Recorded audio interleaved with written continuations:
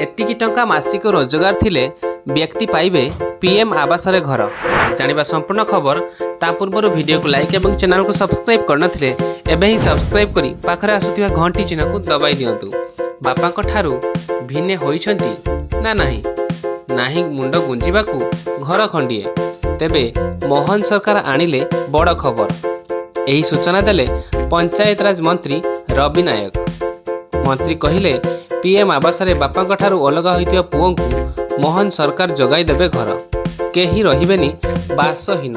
मंत्री कहिसंती प्रधान आवास योजना रे बहुयोग्य हिताधिकारी को बाद देई दलीय भितरे अनेक थिला बाला को घर जगा जाइतिला।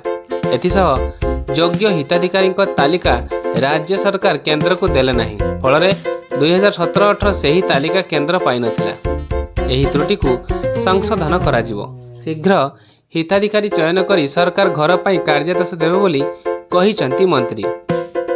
सूचना मुताबक पीएम आवास रे चतुर्थ पर्याय रे आसुची गरीबों पाई घर।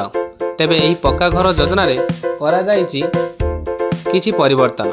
एही परिवर्तन रे बापा ठारू भिन्न होइथिबा पुओं को पीएम आवास रे मिलिबो खंडिए पक्का घर। तेबे हिताधिकारी चयन पाई 10टी क्राइटेरिया रखा जाईछि। एथिपाई किछि समय लागिबो। मुख्यतः योग्यों को चिन्हट कराजिबो। एथिरे जेउ मानकर आय मासिक 10,500 रु कम थिबो सेमाने ही एही आवास योजना रे शामिल हेबे। एथिपाई विभागर आप रे आवेदन करिवे।